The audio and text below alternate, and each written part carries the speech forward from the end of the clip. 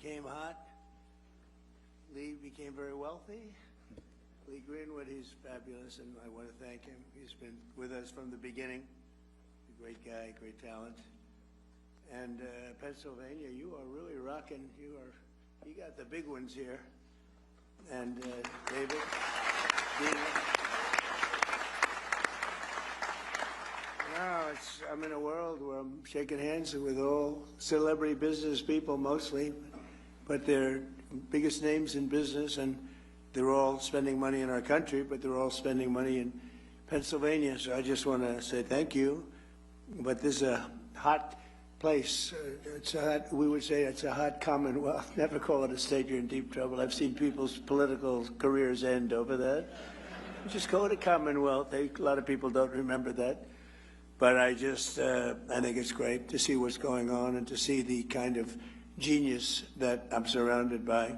All of the people that I met backstage, but it's pure genius. I want to thank Senator David McCormick for organizing this extraordinary event, and I came to another one with you about a year ago, and that was a monster, but it wasn't like this one. This is even beyond. I was on energy, and it was very impressive, but this is something crazy what's going on.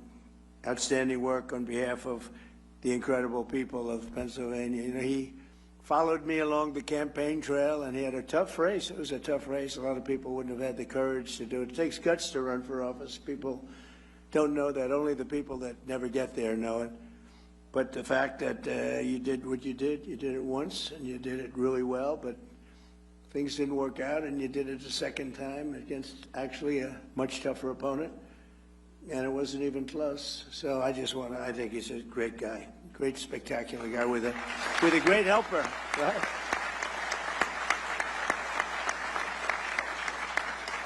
But we're here today to celebrate a colossal victory for this Commonwealth and for the entire nation. This afternoon, we're announcing nearly $10 billion of new investments in our defense industrial base right here in the great Commonwealth of Pennsylvania, and these investments will create more than 4,000 jobs. Pennsylvania workers will build the ships, submarines, trucks, weapons, and industries that will ensure America remains the strongest and most powerful nation in the history of the world. We're doing better now than we've ever done. We have $19.2 trillion. We used to go million, then we went billion, now we're into the trillions, but there's never been anything like it. The country is as hot as it's ever been, and we're doing really well with Iran. The Islamic Republic of Iran is not happy right now. Should have been done 47 years ago. Should have been done at least during the 47-year period. And it wasn't. Other presidents didn't do what was right. They should have done it a long time ago. It would have been much easier. And they want to settle so badly. They don't like what we're doing. And they do want to settle. We'll find out whether or not we settle with them or we just finish it off. But I want to thank Secretary of War Pete Hegseth. He's been amazing. Pete, thank you very much. Great job. He's been really amazing. You know, he used to do interviews. All he wanted to talk about is war. Sir, would you give a pardon to 19 soldiers? Why? Why? Well, they killed a lot of people. They were trained to kill, and that's what they did. And I pardoned a lot of people. But they've all been well behaved, right? Okay, good. Otherwise, it'll be a big story. Trump shouldn't have let him go. But I'm blaming you, Pete, okay? But he was very successful, actually, on television. I think he probably hated it because he can't love anything more than what he's doing right now, and he's doing it incredibly well. So great job, Pete. Appreciate it. Small Business Administrator Kelly Loeffler. Kelly, wherever you may be. Thank you very much. She's great.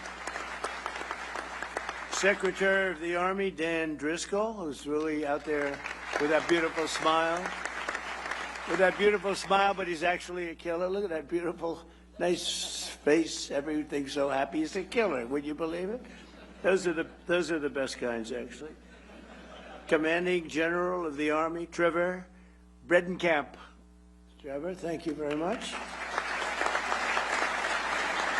And a couple of warriors in a different way, but they are great. Scott Perry and John Joyce, congressmen, and they are fantastic, and they've been my friends for a long time. Where are you? You've been my friends for a long time. They're tough cookies, and they want what's right for the country. Thanks as well to your amazing state treasurer, Stacey Garrity, who is running for governor, and I'm telling you, this guy Shapiro is totally overrated. I watched him the other night doing a speech, and he does not have what it takes.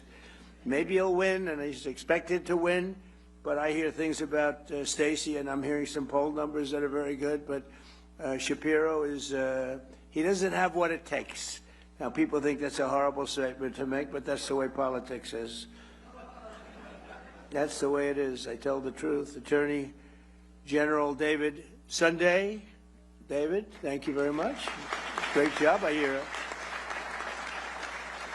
And probably the most important person in the room is Senator McCormick's wife, Dina. I mean, I know Dina. Dina worked for me for 4 years. She worked for me. I know her almost as well as David, hopefully not quite as well. But Dina has been, she's been amazing, and she's gotten a very nice position as the president of Meta, working with a very good guy. So a lot of good people, but one in particular, so good luck, and doing a fantastic job. Thank you. She was great. She worked in the administration, first term, and she was fantastic. We also have a big name, a very big name, a very brilliant name, somebody who's done, I guess, in the history, I'll make enemies when I say this, but I shouldn't because I think it's true.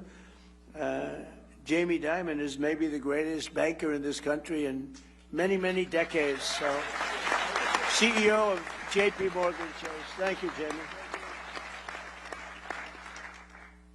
The president of General Dynamics, Danny Deep, and you know, they make the greatest submarine in the world. They just have to make them faster. Danny, will you please make them faster? That's true with all of the munitions people, actually. Faster, we need a little more speed. We have the best quality in the world, but we need a little more speed. The president of Hanwha Defense USA, Michael Coulter. Thank you, Michael, out there.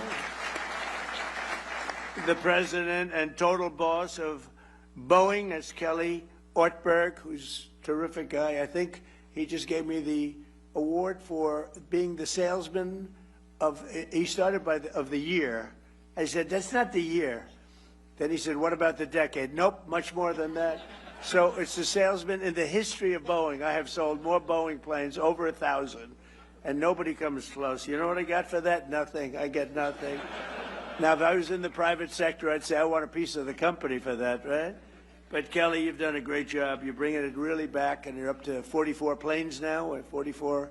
They're producing the planes at a very rapid rate, and Kelly has done a tremendous job.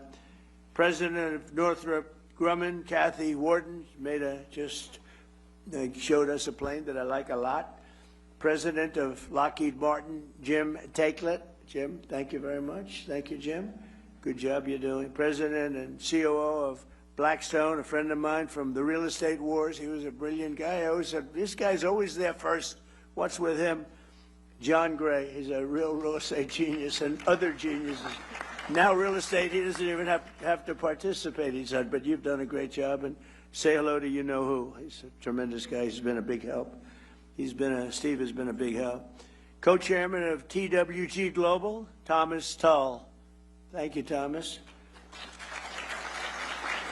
CEO of Divergent Technologies, Lucas Zinger. I just saw some of their technology. It's amazing. I saw some of those things backstage. You don't want to talk about them. They're pretty amazing. CEO of EQT, Toby Rice. Thank you, Toby. President of North America's Building Trades Unions. Is the most powerful man in the room. It's Dina for the women, and it's this guy for the men. Sean McGarvey. Thanks. Thanks, Sean. Sean McGarvey. Good guy, too.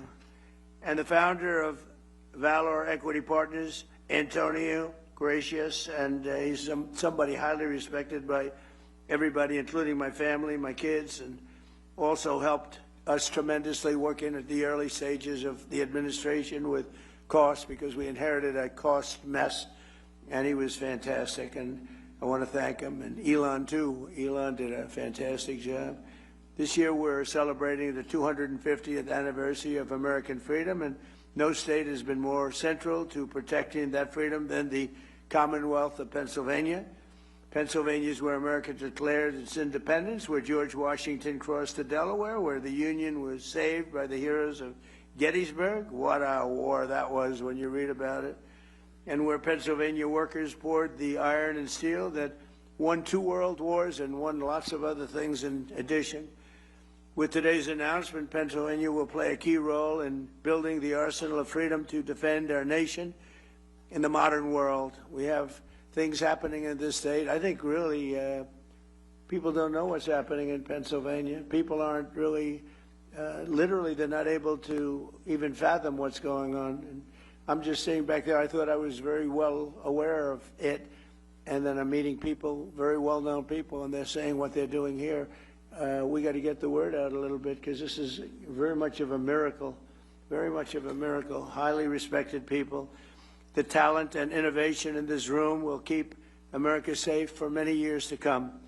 They are very advanced, the most advanced equipment anywhere in the world. Under the Trump administration, we've invested a record $1 trillion in the United States military, and next year, I'm proud to say, and Pete, we have to get moving on this, $1.5 trillion we're going up to. We need it. It's all made in the USA, so it's not, as Sean, it's not fully a cost. You know, it's cost. We got to take something, but it's called jobs, and when you think of it that way. But 1.5, I built the military in my first term, and I used it in my second term, and as you know, Venezuela was actually 48 minutes, but let's call it 1 day.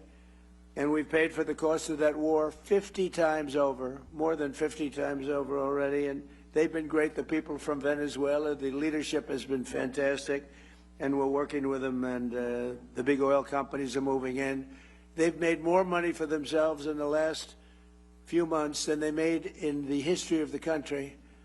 And it's just it's being properly run. They have oil. They have so much oil. You find the oil there, Pete, you just look down on the ground and you say, oh, that's oil. Just drill it.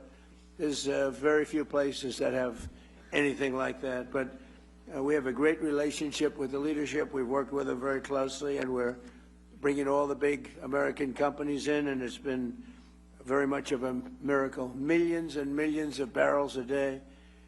The spirit of our armed forces is the highest it's ever been, with every branch setting records for recruitment. And I will tell you, during the campaign, when I was running against Kamala, she had no clue, but Joe had no clue either. That's why they got him out of there. I had to run against 2 people. Everyone else runs against 1 person. You do well. Joe wasn't doing too well. He was down like 28 points. So they said, let's replace him. That's like replacing a fighter. You're doing great against the guy. I said, let's put somebody else in. Fortunately, she wasn't much better than he was. And somebody said she's leading in the polls. That's not possible. But if she is, that's fine. You know, you got to go out, you got to win. But what's happened with the election, this was an amazing election. Think of it, we won every swing state. We won the popular vote by a lot. We won 82%, 87% of the counties in America. That's a big one. We won the Electoral College.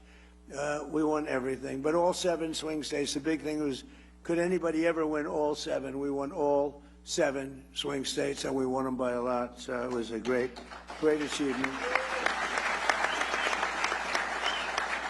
But when it came to joining the military, we had vacancies, empties. We had a situation that actually it was remedied largely, Pete, I think on November 5th when we won. It was even before we took office, it was remedied to a certain extent. And when we took office, so now we have overflow crowds trying to get into the military, and that includes our policemen, our firemen, anybody with a uniform on. They were very ashamed of our country, and now they're very proud of our country.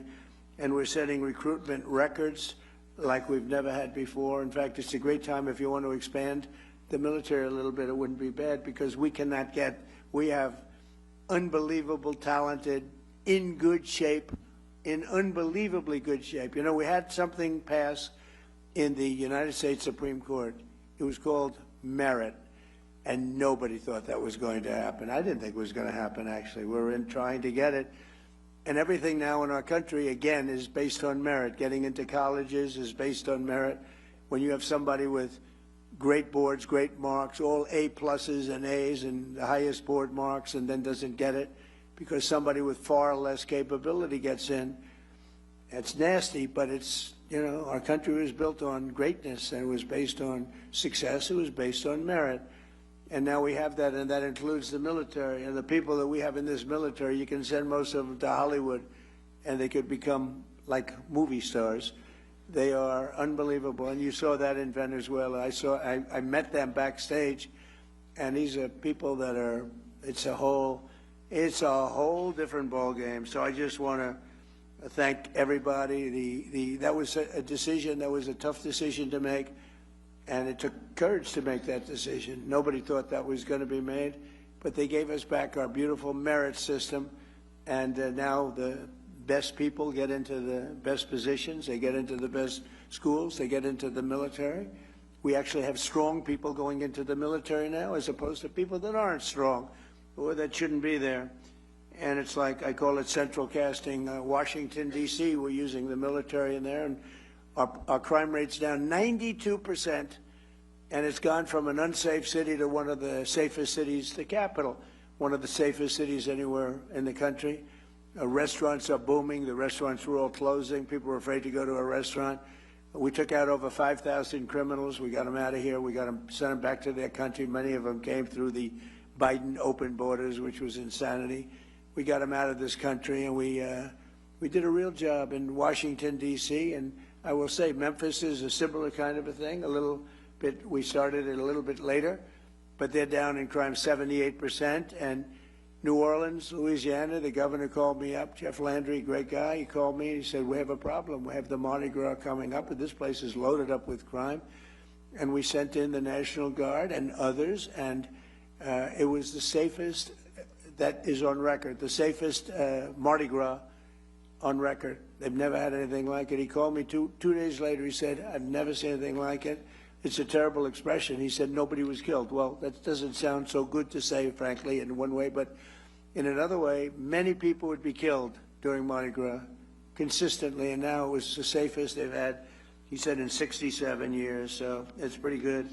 But we're going out for the $1.5 trillion this year, and I think we're going to be able to get it. And we're going to get it because we have so much money coming in. The tariffs have made this country so rich, and they've made this country so competitive. In order to not pay tariffs, people are coming out and they're leaving Mexico, and they're leaving. In fact, it was just announced that Toyota is leaving Mexico. Toyota is going to build one of the largest plants in the world, car plants in the world, in Texas. But many, many companies, they left us and they went to Mexico, Canada, Japan, Germany. They went all over the place, South Korea.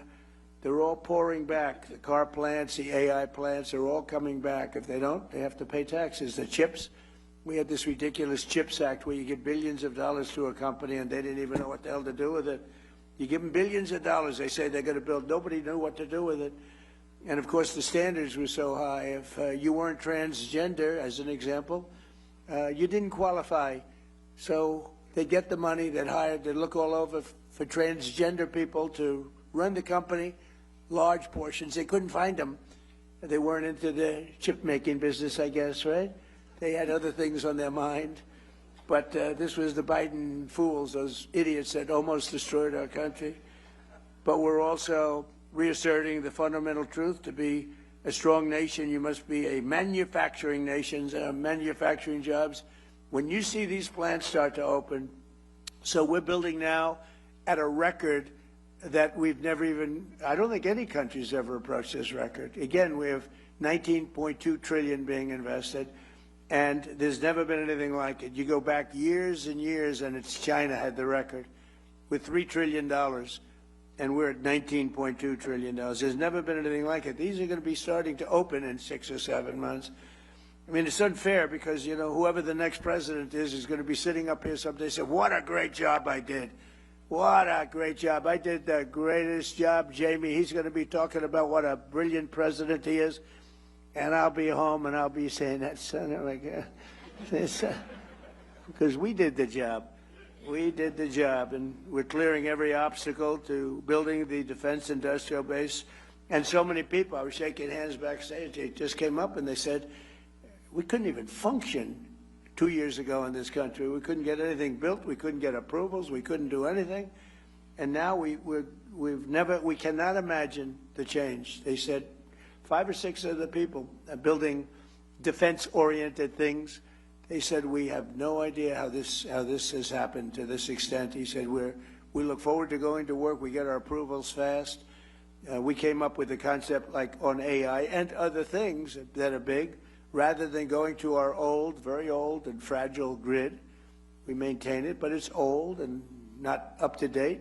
It was let go by a lot of people that were in my position. They shouldn't have done that. But I came up with the idea to let them build their own power plant. So they're building their own power plant. So, you know, people would complain about the grid, but actually they're giving their excess electricity back into the grid. It's a phenomenal thing. But they're coming up with power. They're doing their own. They're really becoming a utility. They're becoming, actually, in addition to AI, they're also becoming utility. And they're building some of the greatest power plants anyone has ever seen. We don't want wind because it's terrible. Doesn't work. These countries that go to wind, you go to wind, you lose your way, you go out of business. Look at what's happening in the United Kingdom. Wind all over the place. Doesn't work. Too expensive. Everything's made in China. And remember, you have to replace them after 8 or 9 years. You know, it's wonderful if they were there, but you got to replace them all the time because they wear out. The salt water kills them. It's ridiculous. And we have the oil and gas. We have a number of people back there with the nuclear. Nuclear is hot. It's become safe. And we got to keep it safe, but it's become safe. But we have tremendous new things happening. And some of these power plants that are being used for AI and other things that they're building are so far advanced from what you're used to. When you look at Con Edison, you look at the old companies, it's fine. They get the job done. But these are tremendous advancements that nobody would have ever come up with except for this group of seriously brilliant people. After decades of foreign countries ransacking Pennsylvania and all of our country, they ransacked our country and stealing our jobs, I imposed historic tariffs to protect the American copper, aluminum, steel, and many, many other projects like cars. And because of that, they're all coming back. This could have been done by a president if he knew you wouldn't have a Taiwan making 100% of the chips. I think by the time I leave, we'll have almost 50% of the chips being made in the United States, worldwide. They're moving here like you wouldn't believe it. With no investment. I'm not giving people billions of dollars. I'm not saying to some chip company, here's $30 billion. Good luck in finding a site. That's what this stupid CHIPS Act was. Hundreds of billions of dollars just wasted. Half of the people never even used the money. I didn't give them 10 cents. I said, you're going to pay nothing for a year. After that, you're going to pay 10%. After that, you're going to pay 25%. Gives you 2.5 years to build your factory. If you don't build it by that time, you pay 200%, meaning you're sending chips in. You have a 200% tariff. They're building like crazy. And the biggest chip company in the world is building, and they just announced that they're expanding by another $200 billion. They're spending most of their money in Arizona, a great place to invest, but they're spending an extra $200 billion. It's the biggest chip company in the world. But we passed the largest tax cuts in American history. We delivered 100% expensing. That's a big one. That's, I think, we had the greatest economy in the history of our country in my first term. We then got hit with COVID, but even including COVID, we did a great job in COVID. We never got credit for it, but every country was ripped apart by that disaster. We know where it came from. It came from Wuhan, and I said that. But we were all ripped apart, and China got hit very, very hard. It was delayed. They got hit very hard at the end. But it was a terrible thing, but we had the greatest economy in history. And before COVID, nobody had ever seen anything like it. But if you just took those 3 years and look at what we're doing now, we're going to blow them away. I mean, unless some horrible event happens, which is always possible. You know, we always have to at least think about the horrible events. Who would have thought that COVID could have happened? A thing like that could have happened. But we delivered 100% expensing, and that expensing, I think, we write it off in 1 year. I have friends that bought things that, frankly, they didn't need. I have a friend that never flew in a private plane in his life, and he ended up going out buying a very expensive private plane because of expensing. 1 year, And a lot of you're building your plants more importantly than an example like that. You're building your plant and equipment.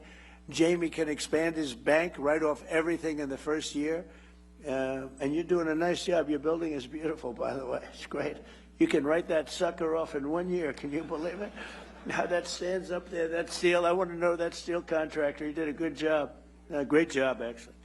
But we delivered 100%, and I felt it was very important to do so. And it goes for a 10-year period. So it doesn't just, I actually want to make it for 1 year because I figured everybody's going to come. 10 years is too long, but we had a couple of senators that really wanted, including a man named Lindsey Graham, who we love. And Lindsey, we pay you respect because he was some special guy. Lindsey, David, was a big proponent of 10 years instead of 1. In other words, you could use this for 10 years instead of 1. I said, but Lindsey, 10 years is too long. It lets him, it gives him too much time. He said, oh, no, we have to do this. I said, no, go ahead, Lindsey. What the hell do you know about business, Lindsey, right? But he was great. We're going to miss him, right, David? We're going to miss that guy. What a way he was.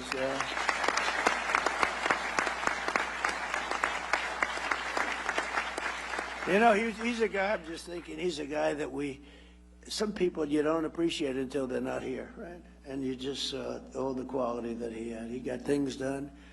He could even deal with Democrats. If I needed a Democrat, I could go to Lindsey, and Lindsey would take him out and wine him and dine him and say, I got him for you, right? There aren't too many people could do that. David and I know it very well.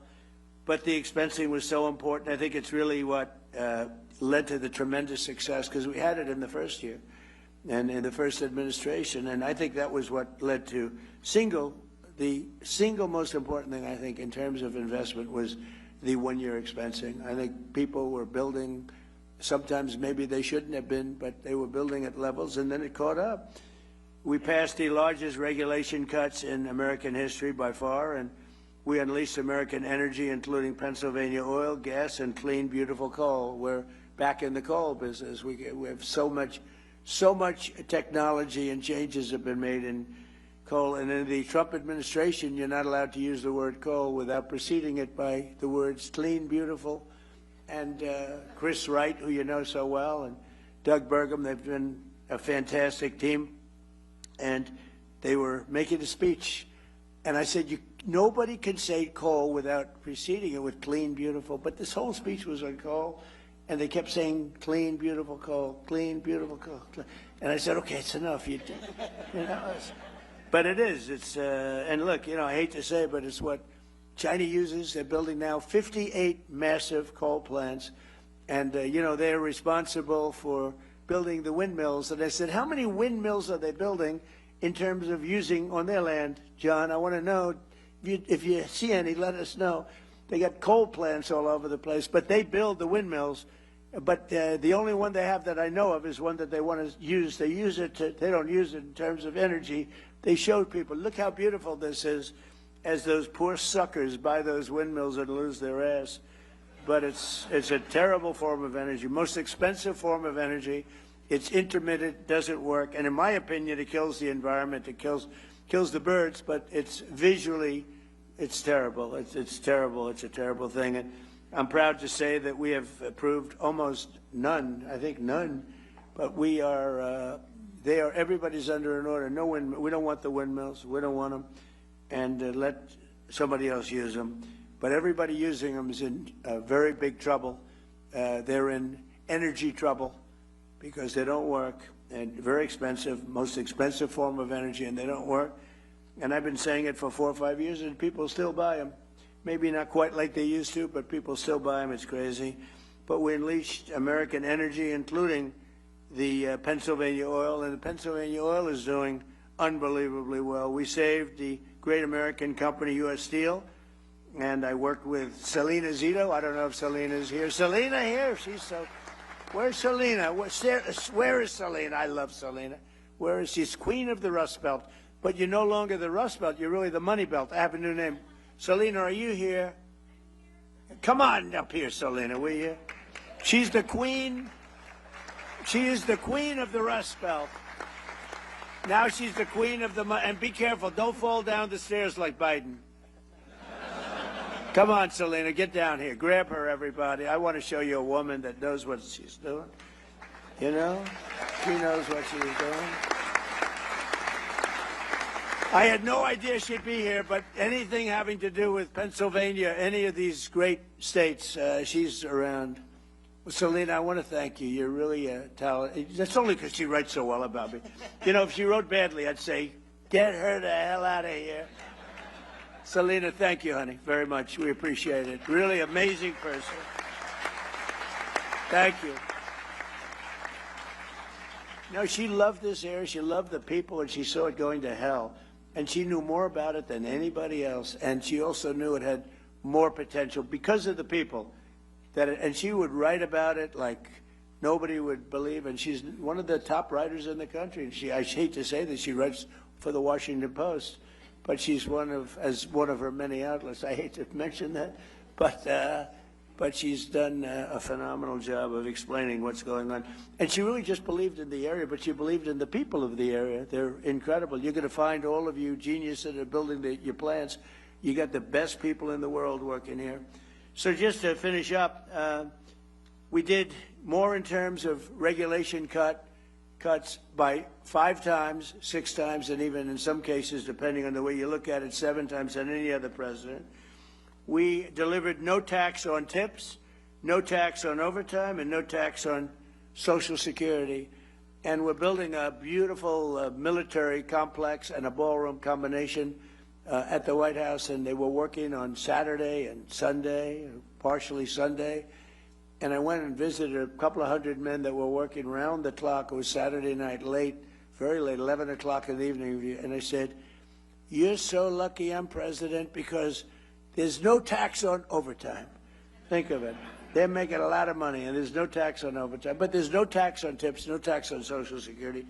And that's been good. And the other thing we did, which seems simple but never done before, when you buy an automobile, some people have to pay, and they have to go and borrow money from a bank. You're allowed to deduct the interest payment from your income taxes, and that's a big deal. But only if the car is made in America.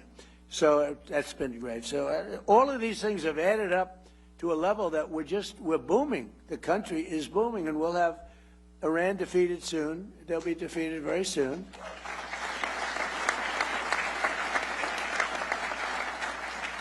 And then I guess it'll be even better. But, you know, even during this, it's been amazing. I mean, to think, so I call it a military operation, but I call it whatever you want. It's incredible. It's like it hasn't made a dent. A lot of people thought oil would go up to $350 a barrel, and today it's at $79. A couple of days ago, it was at $68.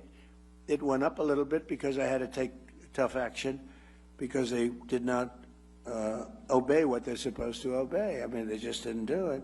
So we took a little action, but it'll all, when that settles down, I think you're going to have $55 oil, which is all great for what you're doing, maybe less than that. But this year alone, we've added 18,000 new manufacturing jobs, and that number could go up by 10 and 15 times as these factories begin to open, including, remember Obama used to say, you'll never have another manufacturing job in the United States. Can you imagine? And these are the best jobs. These are the highest paying jobs. They're the best jobs. He used to say it all the time. People would say, oh, that's so bad you talk about him that way. But he did a bad job. And he was very bad on Iran because he basically gave them the money. He made what a horrible deal. He went away from Israel and he went to Iran. And that's part of the reason that we're stuck with this whole situation.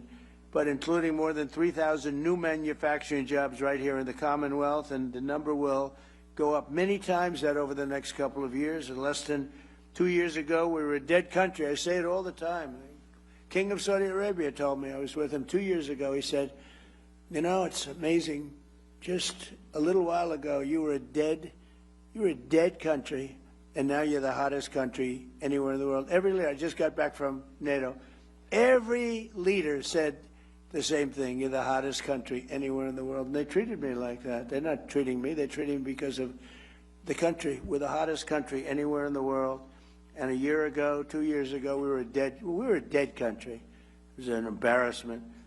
So now, with all of that being said, just yesterday it was announced that inflation saw the largest monthly decline in 6 years. Can you imagine that? 6 years. So we inherited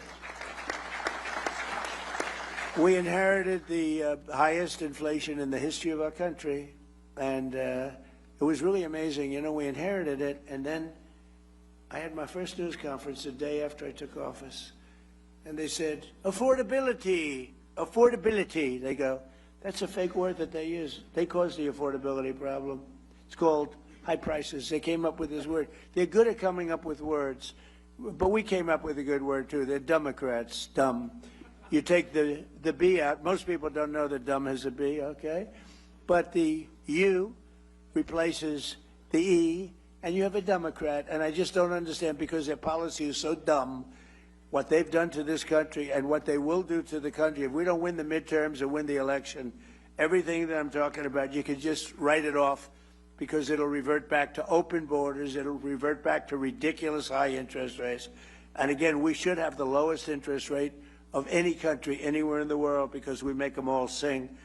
But since I took office, defense investments in Pennsylvania are up by nearly 25% compared to crooked Joe Biden. And today we're adding $10 billion, and I think the number is going to end up being about $19 or $20 billion. And we'll be building 2 massive national security multi-mission vessels at the beautiful and historic Philadelphia shipyard. I met all the guys doing this, worth up to $1.5 billion, and it's a purchase of lots of vessels. We're going to have a lot of vessels being made there. We're also thinking about doing some purchases outside of companies that come here and build. They have to reteach us. You know, we used to make a ship a day, and now we're a laggard in that department. We do lots of great things, but we're a laggard there. And a lot of our shipyards were sold for real estate projects on the water. I bought one, actually. It was quite nicely located. But I didn't know I'd be president. If I knew I'd be president, I wouldn't have done it. I'd say I'd rather have a shipyard, right? But it worked out okay. You know, they had the best locations. A lot of those locations were sold. And we have to build our Navy, Pete, right? We got to get it going. So we're going to probably look at some of these companies that are coming in from South Korea and other places, and they're working with us on ships. And we're going to also buy some ships that are made outside of the area. And we're going to have we need a lot of ships for our Navy, a lot of ships, despite the fact we have the greatest Navy in the world, but our ships are getting older. And we really got out of that business. We built an aircraft carrier for $19 billion, which is crazy. The price is crazy. It started off I came in, one of the first things I went to see was the Ford aircraft carrier. It was way over budget. And it had things on it that you didn't need, like it had magnets to lift up the elevators with 10 and 12 planes on them. Think of it. It had all sorts of modern day things that were all, instead of using steam for the catapults, they used electric. Let's have an electric catapult. And so when I went to the ship, because I came into office and the ship was way over budget, built in Newport News, unfortunately, was way over budget. It was going to cost $3 billion. It was up to like 18, 19. It was terrible. And I said, I want to meet the catapulter. And a man came over along with 4 of his assistants. And I said, what's better, electric catapult or steam? He's been there for 25 years. He said, steam is better, sir. We can fix it with a hammer and a blowtorch. When the electric goes bad, I have to send to MIT to get geniuses over here. I said, steam is better. Yes, sir, it's better. So why did they do electric? Because you can have the catapult go like this, but you can't put planes on it, sir. It takes you 39 seconds. By the time the 39 seconds is up, you have a full head of steam. And I love breathing that steam, sir. That's the cleanest air you've ever seen. But I said, so you're saying we spent billions of dollars extra to build electric catapults instead of using, and I said, what else do you hear? He said, the elevators are no good, sir. They're lifted up by magnets. So here's my deal. I said, when Caterpillar tractor, and I watch more tractors than any human being on earth, rip rock, right through rock. It's all hydraulic. So I said, when Caterpillar goes into the business of using magnets to lift up their little blades, when they go in and when they go away from hydraulic, I'll tell you what, I'm going to do something. I'm going to start using magnets, but we don't want to use them. So we're not letting Pete, We're not letting any more ships be built with the ridiculous billions of dollars more they spent on electric catapults, and they're not good. They're not nearly as good, too complex. And by the way, we had to call the ship in twice because their catapults didn't work, and I predicted that was true. And the same thing with the magnetic elevators. We want them to be made hydraulic, which it can be hit by lightning, it can be hit by anything. When a little water touches the magnets, it doesn't work anymore. And you're in the Atlantic Ocean with waves that are 60 feet high, and the Pacific Ocean with waves that are 70 feet high, and they're talking about magnets. It makes you want to get sick. I actually called in the architect of the ship, and I said, have you designed a ship before? Well, I haven't spent a lot of time on that, sir. No. Even the cab, you know, the tower, they have it in the back instead of in the middle. It's supposed to be in the middle where you have more room. I said, why'd you move there? Well, we thought it was very good. Why did you do it? And why is the ammunition under where the admiral is, the tower? They have the tower, and they have the ammunition under the tower. I say, if I'm the enemy, I know where I'm aiming. These people, and the thing costs like $20 billion. It's ridiculous. All right, so we're changing all of that, right, Peter? Well, you'll be fired so fast if you don't. No, but a lot of this is common sense stuff, really. I mean, I hope I'm not boring anybody, but it's all common sense. This isn't exactly part of my speech, but I got to tell you. You know, I'm getting it all out now, all the anger I have when I hear about electric catapults that don't work. Crazy. It's crazy, but okay. I hate to mention this name now because they're a little slower than we want, but that's okay. General Dynamics will invest $2.5 billion in Rhodes Industries to build Navy submarines. They make the greatest submarine in the world. We're 10 years advanced over probably Russia is number 2. We have to make them faster. That's the only thing. We need submarines, but they make a great product. In all the cases, we make. If you look at the Patriot missile, if you look at the Tomahawk, which is the offensive, if you look at all of the things, they're better. We have to make them faster. That's the only thing. And Dan, you got to get them going a little bit, right? We have to make them faster. And Pete and I have meetings with them every month, and they're all building new plant and equipment. Boeing is building it. I see Kelly, a lot of them, 4 of them, and it's very important. So this massive new investment by General Dynamics is going to create right here 1,500 new jobs. The munitions firm Day and Zimmerman in Philadelphia will provide $2.3 billion worth of operations, maintenance, and support to the Hawthorne Army Depot. And EOS in Pittsburgh have just agreed to a multi-million-dollar partnership with the Department of War to build, oh, we love that name better. We won World War I. We won World War II. Then we decided to go politically correct. Let's go with defense. No, it's war. And I said to Pete, I said, Pete, don't you like that better? He said, used to be Department of War.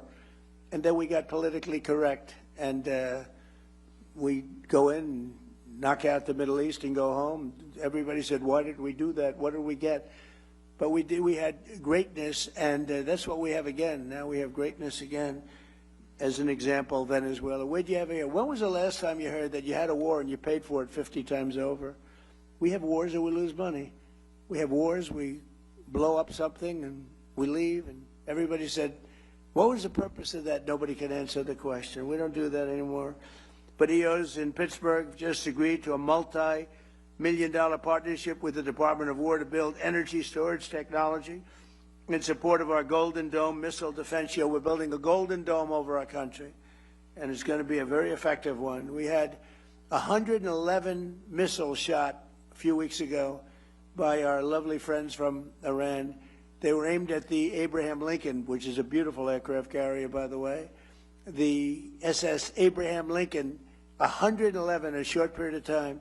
Out of the 111 missiles shot, 111 missiles were knocked into the sea easily. Think of that.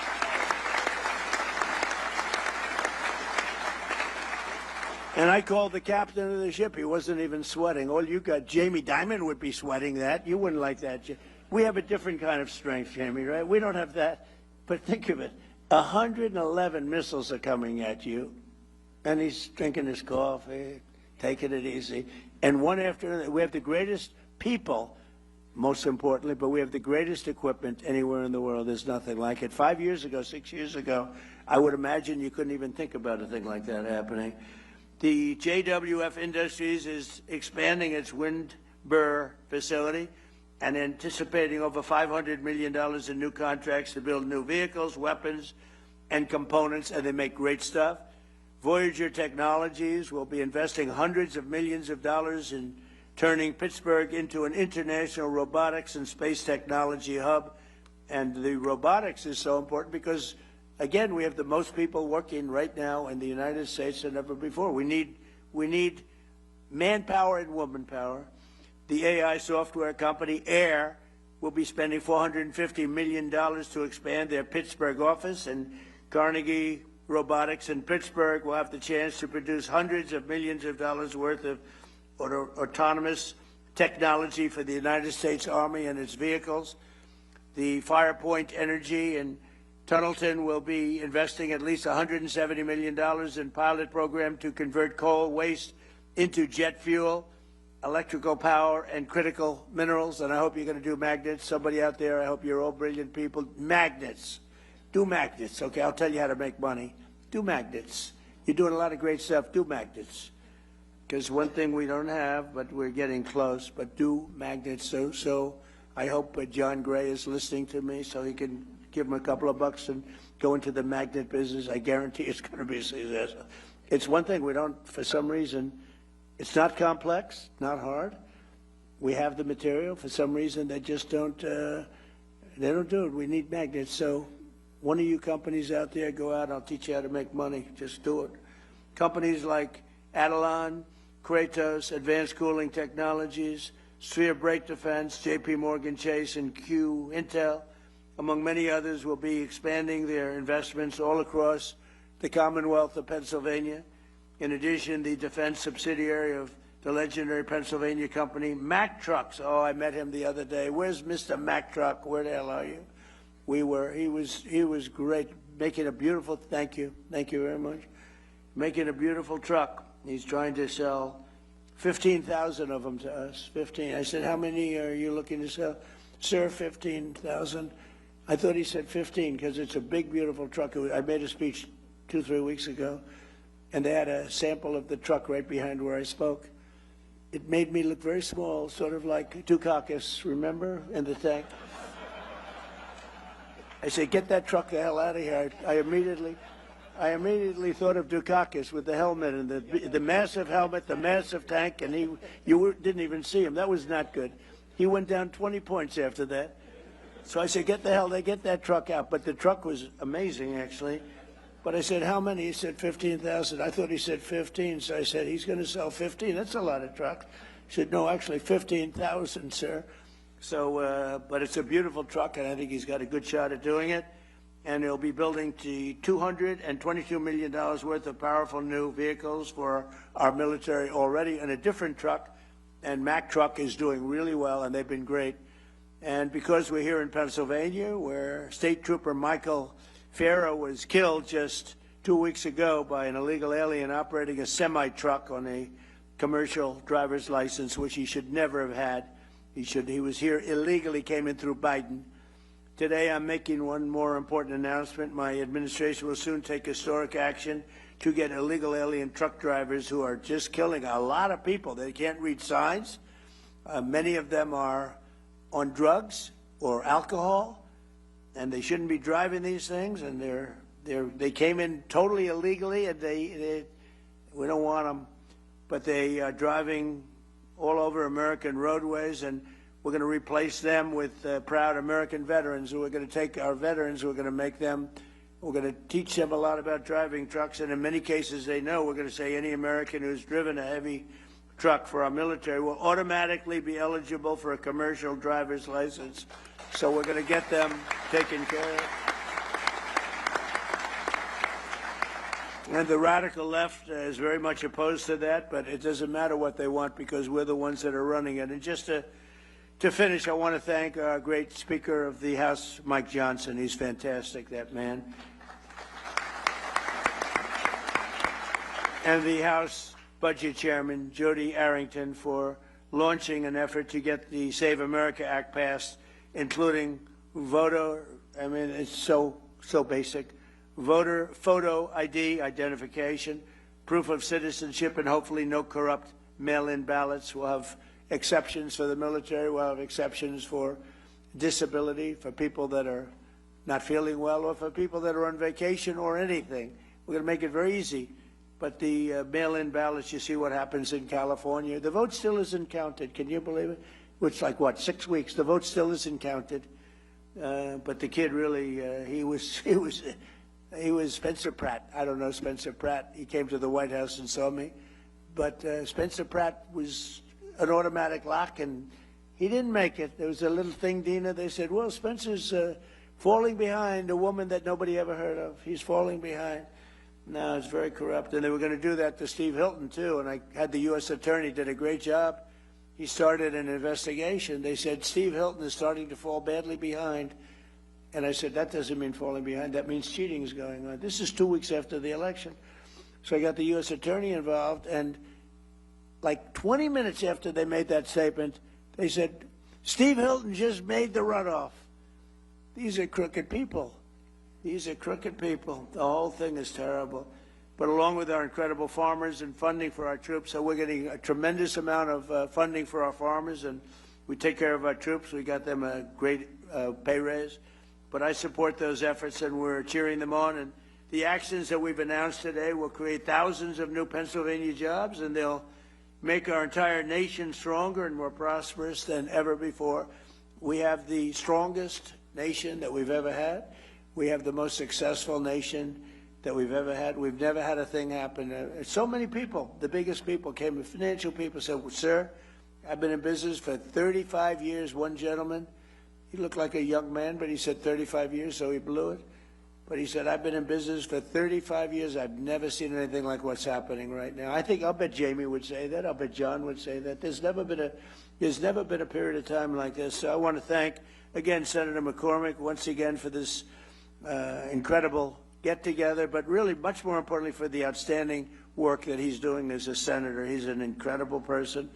And Pennsylvania has never had a greater warrior at the U.S. Senate than Dave McCormick, and it's an honor to be with you all, and we're going to do things that nobody would believe. If you go back 2 years when we were a failing nation, nobody would believe that we could be doing business and we could be even safety.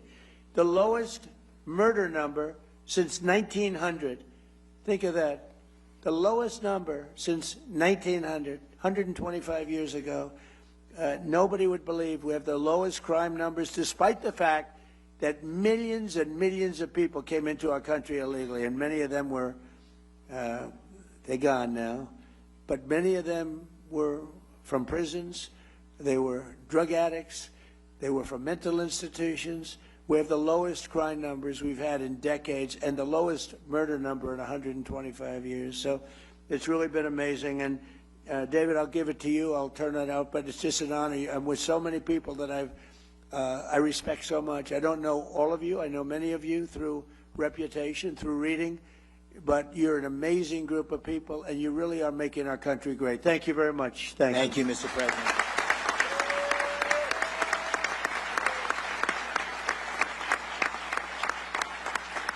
Thank you. Thank you, sir. We are so honored to have you here. I know you've got a special love for Pennsylvania, and Pennsylvania has a special love for you. And this is all about your vision of peace through strength. And what's happening here at this summit is really all the people we need in the room, the prime contractors, the energy leaders, the emergent technologies, the leaders in labor, the leaders in finance, all the team that needs to be in place to implement your vision.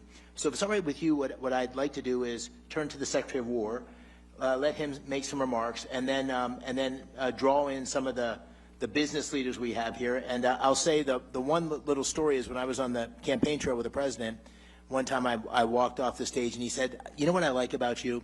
He said, you don't talk too much. He said, you don't go on and on. There was somebody else there, I won't say who it was, he goes, going on and on. He goes, keep it short. And so we'll all keep it short. Thank you, Mr. President.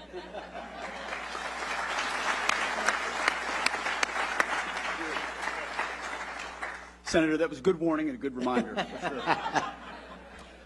Mr. President, it is true to say that there has never been a moment like this or a stage like this where innovators, prime contractors, private equity, titans of industry, labor leaders, defense leaders have come together for this type of moment. There's never been a moment like this where the aperture has opened up inside the Department of Defense for defense and the second word, innovation. Your demand of me as a business leader and a builder is that we move at the speed of business and competition and speed and scale.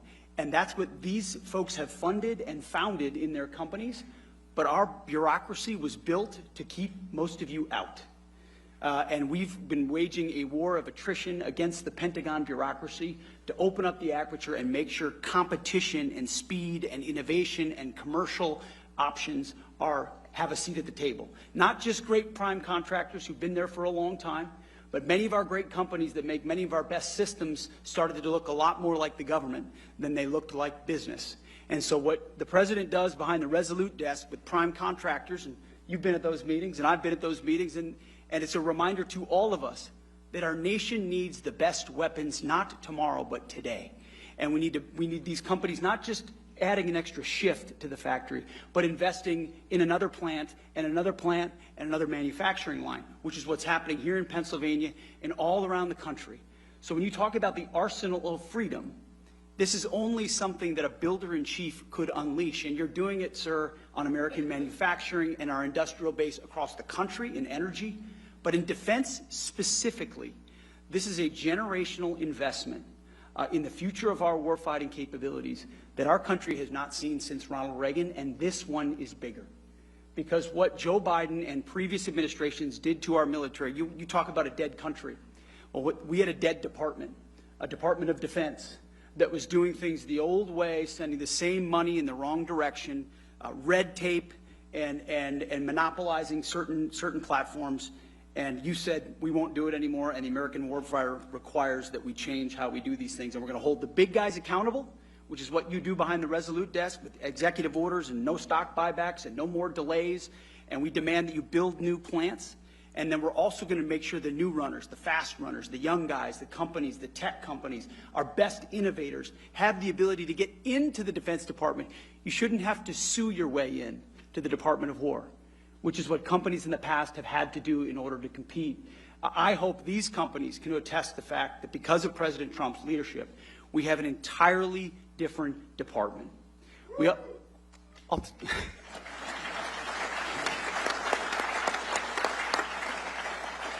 And it's important because we're at an entirely different moment. Not only do we have near-peer adversaries with historic military buildups, but we're at a step-change moment. AI and frontier models, autonomy, quantum, space, hypersonics, you name it. If you're ahead now and you get ahead of the game, you're going to be way ahead. If you fall behind now, you fall even further behind. The have-nots and the haves, that gap is widening. President Trump sees the moment and is investing in it in our department, but across government, to make sure the 21st century is an American century. But he's demanding that we do it differently. We do it in a fiscally responsible way. We audit our department. We ensure that the money that we ask for is well spent. So we've got a different department, a different moment, and thank God we have a different president who rebuilt the military once.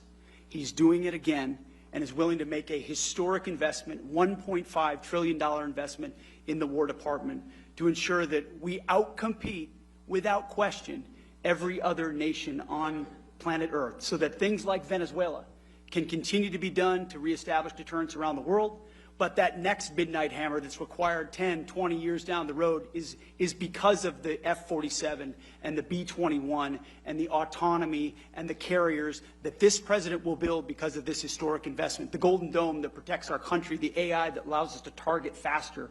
This investment will fundamentally change the battlefield, keep the American people safe now and into the future, and it would not happen with Donald Trump. Mr. President, thank you very much.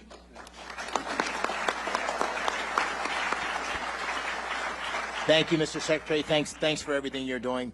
You know, last year, it was almost a year to the day, Mr. President, where you were in Pittsburgh for the Energy and Innovation Summit that Dina and I hosted. And one of the biggest announcements on that day was John Gray, from Blackstone, a $25 billion announcement. And so I thought we might start with a year later, here's where we are. And I think what you're hearing from the business leaders in this room, the people in Pennsylvania, is the amount of investment and the level of activity is on fire. And John's a perfect example of that. So John, if you could just give us a quick update. Sure. It's great to be here in Pennsylvania. President Trump, I want to start by thanking you for the deep commitment to supporting investment in American innovation in infrastructure, AI, and defense. Senator McCormick, I want to commend you once again, and Dina, for hosting a summit here in Pennsylvania focused on the vital national imperatives. We were together a year ago in Pittsburgh. We announced that $25 billion in digital and energy infrastructure. We said we'd do it over a decade. Since then, we've acquired multiple data center sites. We've made enormous progress in our joint venture with local utility PPL, and we're proud to report that we're on track to invest over $40 billion and do it in 5 years.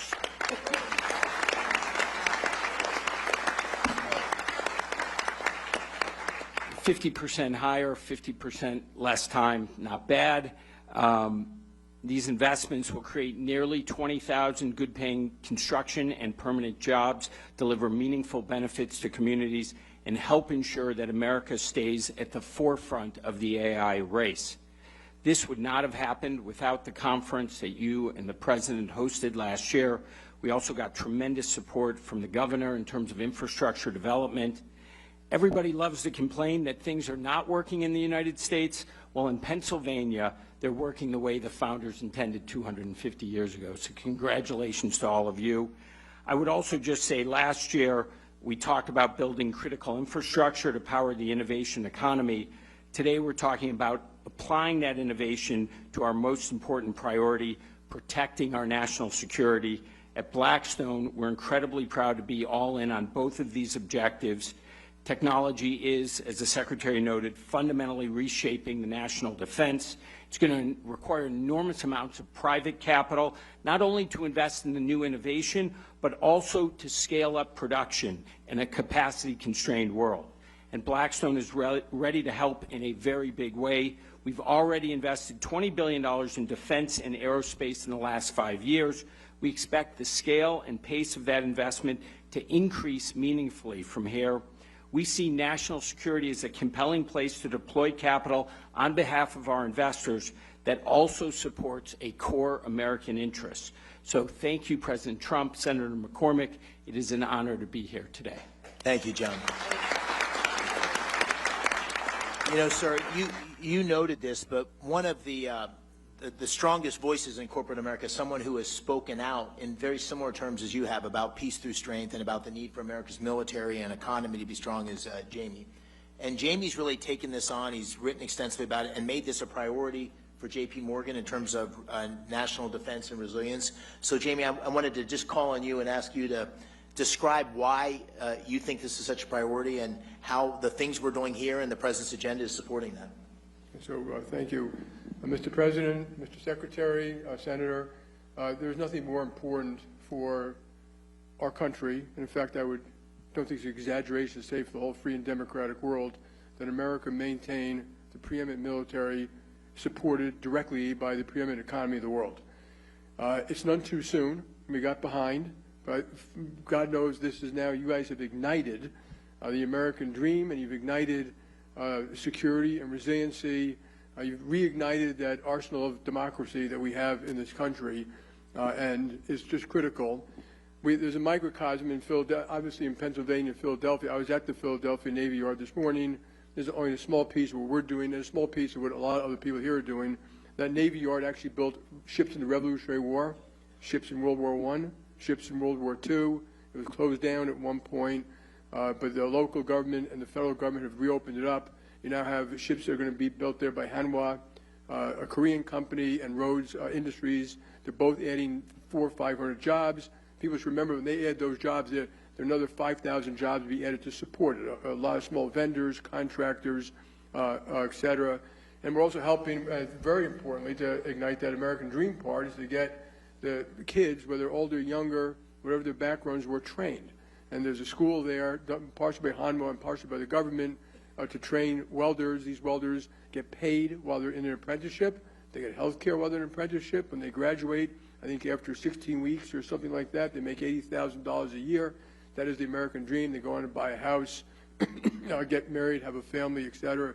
And this is one small effort, and that's one microcosm. We need to do this around the nation, in fact, to help some of the other nations around the world, friends and allies, do the best they can to rebuild some of their militaries. So my hats are off. I applaud everyone in this room who's helping this effort. There's nothing more important to leave this world safe for our children. Mr. President, thank you. Thank you. Thanks, Jamie.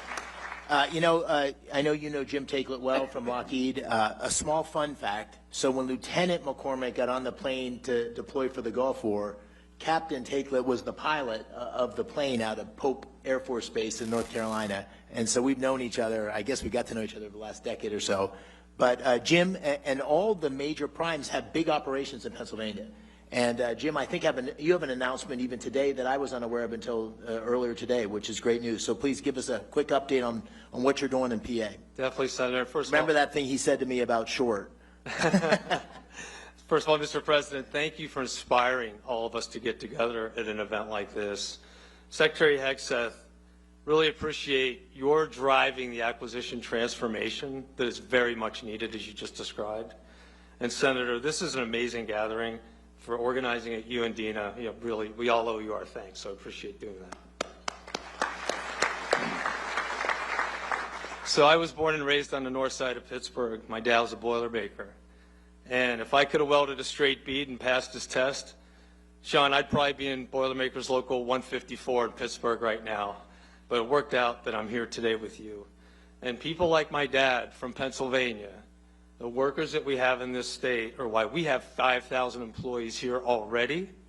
And what we're going to announce today is in our Archbald, Pennsylvania plant, where we make missile components for air defense missiles, sir. We're going to add another 700 jobs. We're going to double the size of the plant, invest $60 million, and add 160,000 square feet to that plant, doubling its size.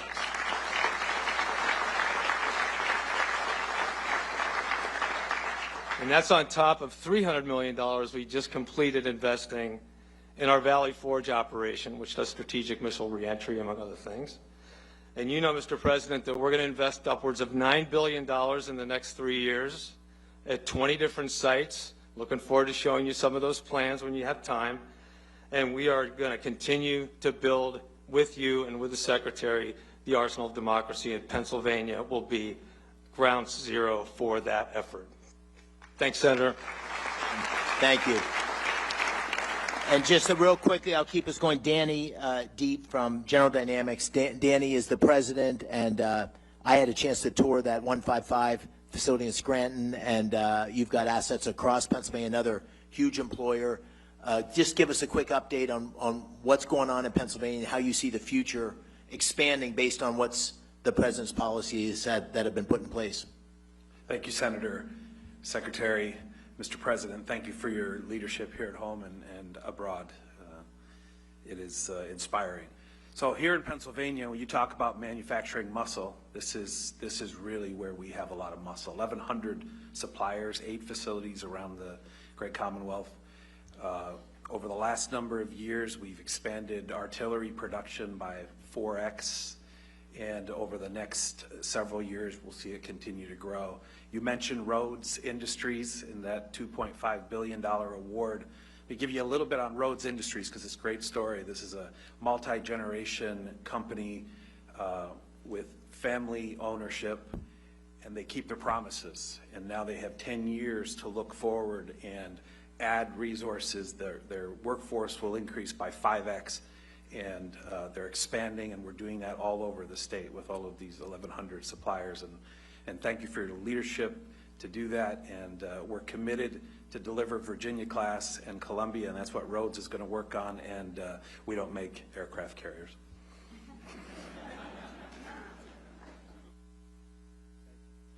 Thank you, Danny. You know, your administration has been very active. The Secretary of the Navy, your Transportation Secretary in the Philadelphia shipyard. What is happening there is magical, and we have Michael Coulter here as the CEO of that U.S. operation, but it is with Hanwha's oversight and leadership, we are bringing next-generation shipbuilding back to the United States, and it's incredibly exciting. Maybe just give us a quick update on that, Michael. Thank you, Senator.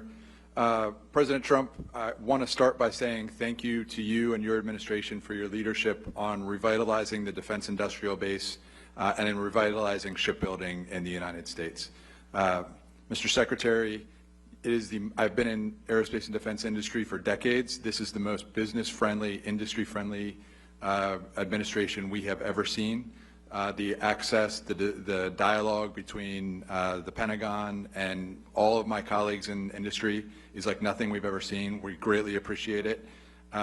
Because of that access, the President's leadership, and the demand signal, Mr. President, that you have sent on defense budget, we now have an environment that Senator McCormick has been able to pull together here where we have defense industry leaning forward, we have private sector, private capital leaning forward. Mr. President, your leadership has led to all of that.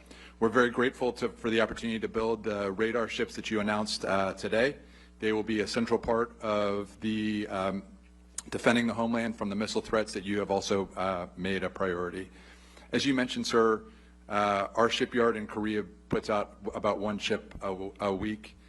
We have a plan to bring that capability to Philadelphia. You know this better than anybody, Mr. President, but ships win battles, shipyards win wars. And we are going to recreate what has been great in Philadelphia. Philadelphia, home to the nation, home to the Navy, home to naval shipbuilding with the first frigate. It is going to be the home to make American shipbuilding great again, and we're very glad to be part of that, sir. Thank you. Thank you, Michael. And was I right? One ship a year 2 years ago, and the goal was to get to 20 ships a year? Think of it, 1 ship a year to 20 ships a year. That's the path that's happening because of the policies, the emphasis on shipbuilding. We're still not where we need to be, but a huge, huge step forward. You know, this whole summit also, Mr. President, we have the defense primes here, but we have a lot of emergent technologies. There's 130 booths up here, Pennsylvania companies, AI, drones. It's incredible what we're seeing. And there's all sorts of capital coming into these emergent technologies in the defense tech space. And we have at the table here 2 of the really most successful investors in defense tech. So I'd like to ask them both to comment on that, because our future, as the Secretary said, is not just doubling down on the existing primes, although they play an incredibly important role. It's bringing in new entrants and new technologies and disruptors. And that's what we need for the future. So Antonio Gracias, who you know well, has been extremely successful in this space. Maybe you could give us a thought, Antonio, and then I'll turn to Thomas Toll. Thank you, Dave. I appreciate it very much, and thank you, Dave, for inviting me. Mr. President, it's been extraordinary. You know, I've been working in manufacturing defense tech actually since the mid-90s, and there's never been an environment like this. You're right, Secretary Hegseth, never. We have 5 companies here today, Anduril, Saronic, Hadrian, General Matter. We are literally seeing an environment and change at the DOW that is allowing these companies to accelerate and unleashing American entrepreneurship in the defense area. It's truly extraordinary, and I want to thank you. We needed it as a country for reindustrialization. We also need to defend ourselves. I think about my own children. If they're fighting a war, what they want to have, that's how we decide to invest in, and clearly we want this technology. Thank you. We're very grateful. Thank you. Thank you, Antonio. Thomas? I live here in Pennsylvania, and the atmosphere that you've created, sir, under your leadership, Secretary Hegseth, Senator McCormick, we've invested billions of dollars in defense tech because we know that we need it. We know that we have to, we live in a dangerous world, and we have to defend that, and we have to be leaders. We've invested in companies like Gecko Robotics here in Pittsburgh, and without the change that you're causing, these things aren't possible. So I just want to say thank you very much, and it's going to make a massive difference for the next 20 years.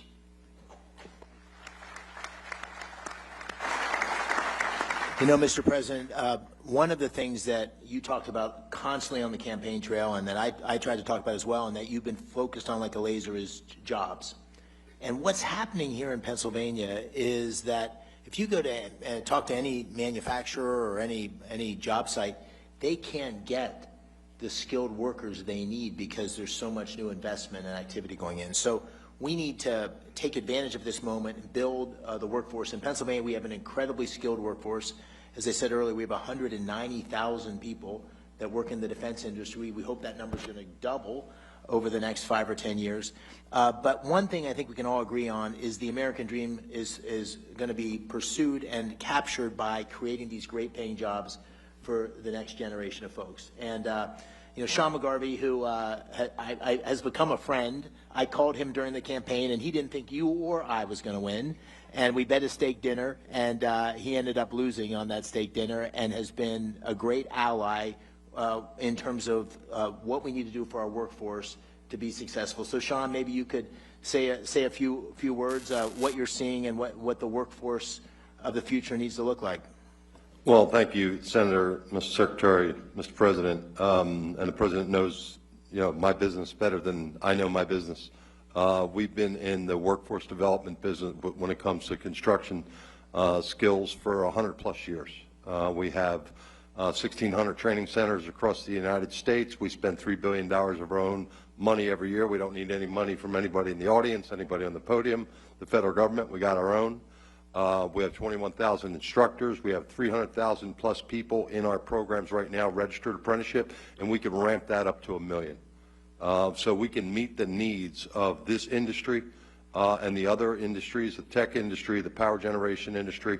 But what we need is deals, and we need deals way further up the pipeline when other decisions are being made. Our members, you know, have historically been just great patriots in this country, whether it was World War I, World War II, entering the Seabees to build the airstrips and the bases across the world, the Manhattan Project, building Oak Ridge, Savannah River, you name it, and still working in those facilities today, all the way up to COVID, when we had to keep hospitals open, build temporary morgues. It was the members of the building trades that stepped up and did it.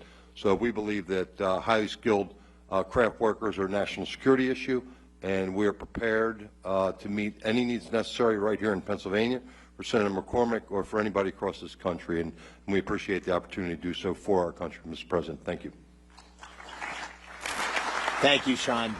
Thanks for the great support for everything you've done on our workforce. Mr. President, I think I might ask the Secretary, Dan Driscoll, to make a few remarks and maybe close on that. I just want to say this has been an extraordinary event in the Army and the Army War College, which you're here, the 4th president in America's history to visit here since the Revolutionary War, the Carlisle Arsenal, the Army War College, and the Army's been extraordinary. So, Mr. Secretary, first of all, thank you to General Breitenkamp and everybody that made this possible. But maybe give you a word, and I'll close and then turn to the President. Mr. President, Secretary of War Hegseth, your leadership, what it's fundamentally done for the people in my life every day, the American soldier, is you have unleashed them to do what they joined the Army to do, to be ready to fight and win our nation's wars. And we had gotten in their way for the last 30 and 40 years. We had not let all of these entrepreneurs come get in the mud with them and help them change what they could use to fight. And it is because of you, Secretary, and you, Mr. President, that all of the regulatory nonsense has been knocked out of the way. And I think if you talk to any of the soldiers, sir, on your way to the helicopter, what they will tell you is the last 18 months have looked nothing like most of their careers. And that is because all of you on this stage and everyone out in the audience. So thank you so much for being here.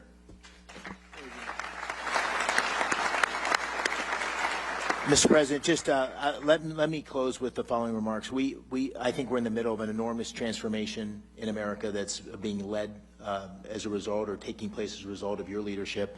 The defense industrial base, making sure our military is ready to take on these many challenges we see and evolves in a way that's able to ensure that we are going to remain the greatest military in the world. Under your leadership, that's happening. So thank you for that. On a personal note, I want to thank you for coming to Pennsylvania. I know it's hard with your amazing schedule, and you've done this twice. You did it last year, you did it this year. It is a catalyst for action. It's making huge things happen in Pennsylvania. Dean and I are so grateful that you're willing to do this for Pennsylvania and for our country. So thank you. We're eternally grateful, and we really appreciate your leadership.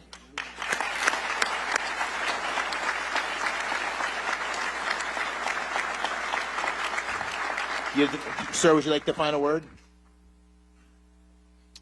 Well, I just want to say thank you all very much. This is an honor that I won't forget, and I appreciate your saying I've been here twice, which is pretty much maxed out once a year, but I'll be here again next year for you. Thank you. Thank you. All very much. Ladies and gentlemen, the 45th and 47th President of the United States, thank you.